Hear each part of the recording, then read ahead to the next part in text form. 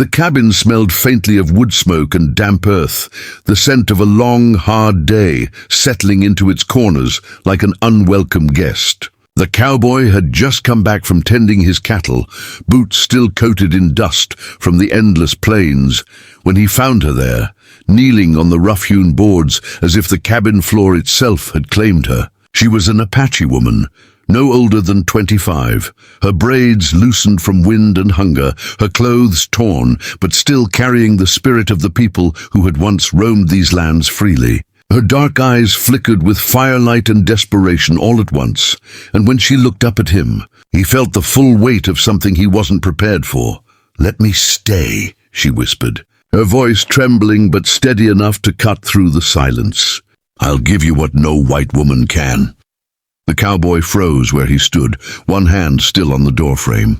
He had seen Apache before, on trails, in conflict, sometimes from across the divide of rifles and fear. But never like this. Never this close, and never with such a plea. He studied her carefully, his jaw tightening beneath the shadow of his hat. She wasn't asking for comfort or a night's rest. No, this was a life laid down before him, an unspoken bargain tangled in shame, hope, and something more primal than either. The cabin was dim, save for the single lantern that burned low on the table and the embers glowing in the stone hearth. Shadows bent and twisted across the walls, turning her figure into something both fragile and powerful. Her hands, small but weathered, gripped the edges of her buckskin dress. She was trembling, whether from fear or cold he couldn't tell. "You don't belong here," he said finally, his voice low, steady, the kind of voice that belonged to a man used to silence. Her lips parted, a rush of words spilling before she could stop herself. "I have nowhere else. My people are scattered, my home burned. The white women in town won't look at me, won't let me in. But I can work, I can cook, I can keep your fire burning. And," she swallowed, her voice breaking, "I can give you what they never will. My loyalty, my spirit, my body, if that's what it takes." The cowboy stepped inside, letting the heavy door close behind him with a thud that echoed in the small space. He removed his hat slowly, as if buying himself time to think. Her words hung in the air like smoke, choking the quiet. He wasn't a cruel man, but he wasn't a fool either. Life on the frontier was harsh, and he knew every bargain came with a cost. He studied her again, the way her shoulders rose and fell with shallow breaths, the streak of soot across her cheek, the faint cut on her arm that looked days old. She had been through something that had driven her to his door in the middle of nowhere, ready to offer more than any woman should have to. "You think I'd take advantage of a woman begging on her knees?" His voice was harder now, testing her, maybe even testing himself. Her eyes met his, fierce suddenly, as if the fire inside her sparked higher. "I think you are a man," she said, steady now, every word deliberate. "And men need what women give. But I'm not just any woman. I know the land, the rivers, the ways to live when the cattle die and the wheat burns. I can give you sons who'll grow strong with both your blood and mine. No white woman can give you that." The cowboy's chest tightened, the weight of her words pressing against something buried deep inside him. He wanted to scoff, to send her out into the night where she belonged. But the truth was, he couldn't, not when he saw the flicker of defiance in her eyes, mixed with the raw ache of survival. He sat down slowly on the bench near the table, keeping his gaze on her. The fire crackled, throwing sparks that danced across the cabin. Outside, the wind pressed against the walls, carrying the lonely howl of coyotes. "Get up," he said softly. She hesitated, then rose to her feet, unsteady at first. Her bare toes curled against the rough boards, her shadow long in the firelight. She stood before him now, not kneeling, not broken. Though her body shook, she held her chin high. "You want to stay," he said. It wasn't a question. She nodded once. "And you'd give me all that, just for a roof over your head?" Her voice was quiet, but her words were iron. "For a chance to live. For a chance not to be forgotten." The cowboy leaned back, his rough hands resting on his thighs. He was torn between two instincts, one to protect her, the other to push her away. Because if he let her stay, the whole world could come crashing down on them both. The town would whisper, men would scorn him, and she would bear the cruelest share of it. Yet as he looked at her, standing there in the golden flicker of the fire, something stirred in him. Something older than laws and prejudice. Something that told him this woman had fire enough to match his own, strength enough to face the land beside him. The silence stretched until she finally broke it, her voice softer now, almost breaking. "Please," she whispered, "I don't ask for love, only for a place by your fire." His hand rose slowly, almost against his will, and he gestured to the chair across from him. "Sit," he said. Relief washed over her face like rain on parched earth. She sank into the chair, her shoulders trembling as though the weight she carried had grown lighter, if only for this moment. The cowboy said nothing more. He only watched her as the fire burned low, her figure glowing in its light, her presence filling the cabin in a way he hadn't expected. And though he didn't speak it, something inside him already knew. His life had just changed forever. The cabin's silence stretched on, the kind of silence that could either crush two souls or draw them closer. The cowboy leaned forward, elbows resting on his knees, staring into the small fire that was slowly collapsing into glowing embers. The Apache woman sat across from him, her hands folded tightly in her lap, her long dark braids falling over her shoulders like heavy chains. She had begged him to let her stay, and for now he hadn't turned her away. But in the air between them lay the question neither dared to speak. What came next? He rubbed his hands together slowly, rough palms scraping against each other, the sound filling the room like sandpaper. "You've been out there alone a long time," he said finally, his voice low, almost reluctant.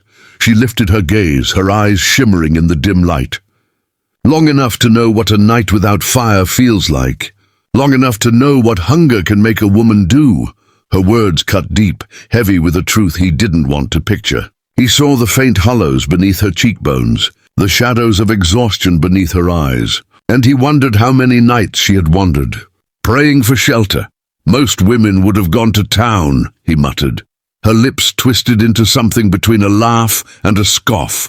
"Town, they would spit at me. Some would throw stones. A woman like me cannot walk into their church, cannot ask for bread. To them I am less than nothing." She paused, her hands tightening until her knuckles whitened. "But here, with you, I'm only a woman asking to stay alive."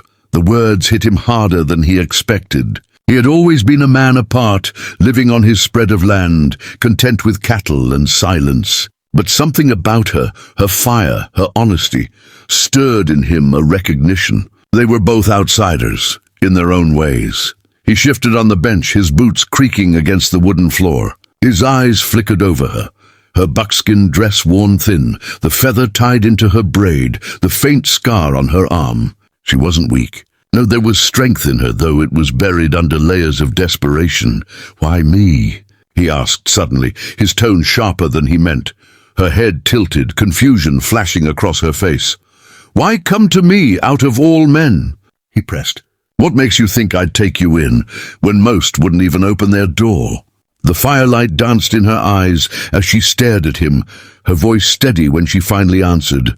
"Because I saw you once, in the market. You didn't spit when the others cursed my people. You didn't laugh when the children threw stones. You walked past quiet, but your eyes, they weren't filled with hate. They were just tired."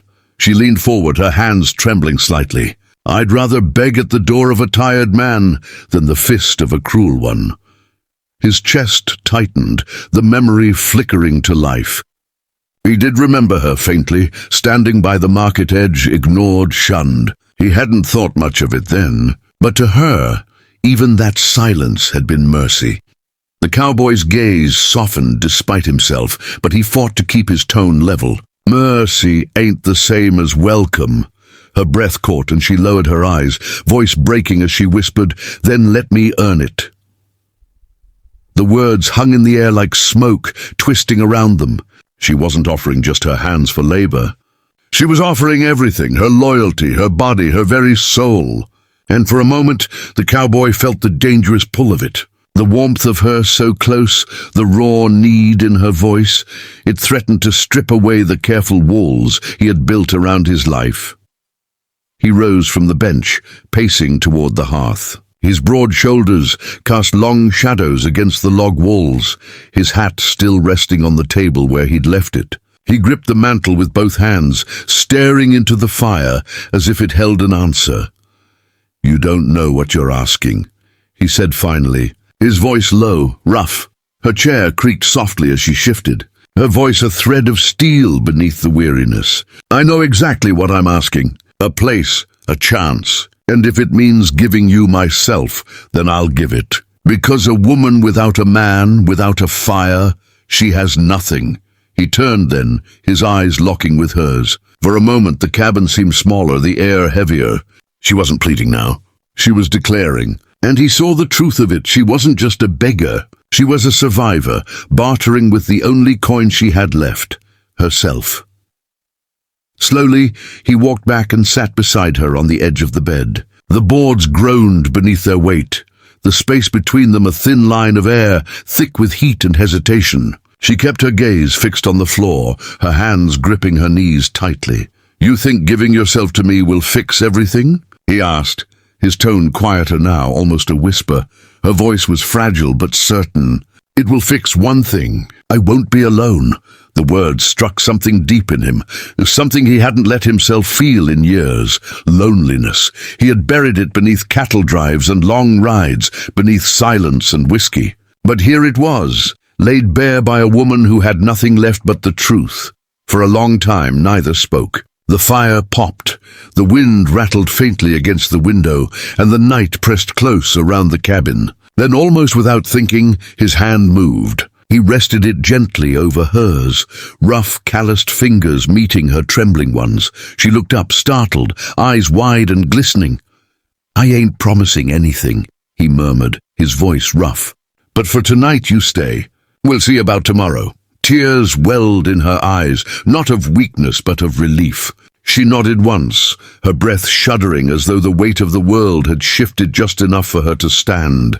And in that small, fragile moment, under the watch of firelight and shadows, something unspoken passed between them. Not love, not yet, but the first spark of something that might survive the cruel winds of the West.